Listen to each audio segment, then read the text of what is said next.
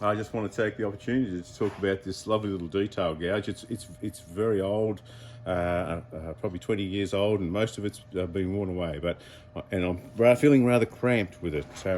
So what I've polished it with the Tormex system, and the thing that is the essential knowledge around this skill is that if you have a really highly polished bevel on the back of your chisel, as it rotates, from the cutting tip does the work, and then the work is polished behind, and as it rubs up against this bevel, and hopefully we'll see that happen now when I turn this detail. I'm looking at about 2,500 RPM. I'm a little bit cramped, my lathe's a little bit high.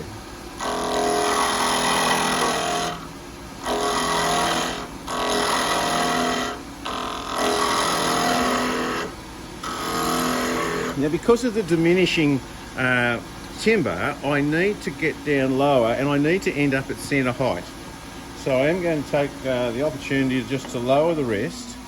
Otherwise, my elbows and everything's going to be too high. So we're going to drop this down, and already, Kay, you can see here that the back bevel, it rests on the back of the work, and as it comes round, cutting the work at the front and polishing the work, rotating on the highly polished bevel, will give us a very polished surface at the end. Let's have a look. All right.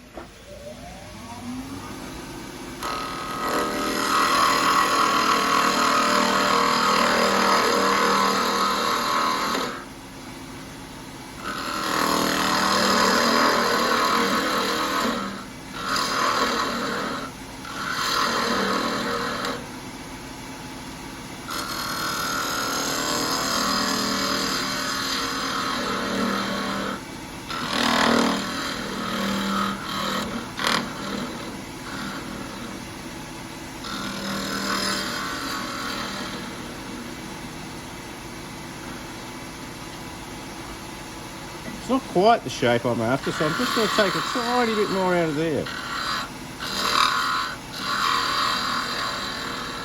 That's better, Kay. Let's have a look at the polished surface of this, and it's because of it comes down to how polished your chisel is. And you can see from here that we're going to need very little in the way of abrasive paper on that. And we're going to turn it round now and spin and turn the detail on the top of the peg.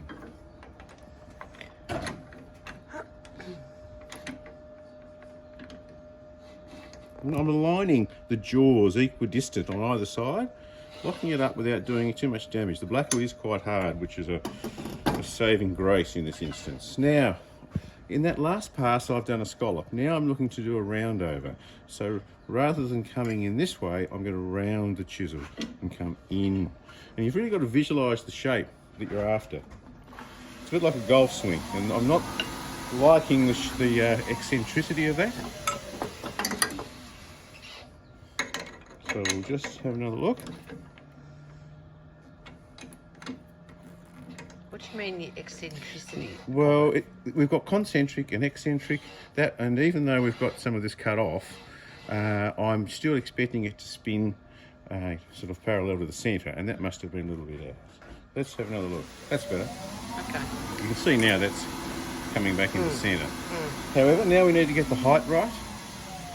I need to be at 3/4 height for spindle turning, making sure my fingers can't pass down in here.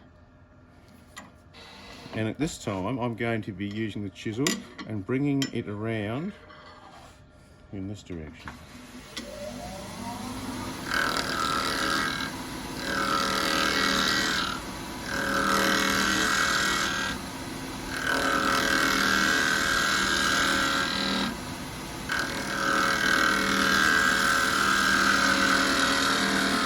So again, we need to finish off at centre height.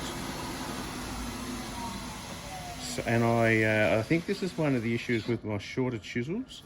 So I'm just going to drop that down. I need my chisel down around my hips, not up around my throat. And a very fine controlled pass.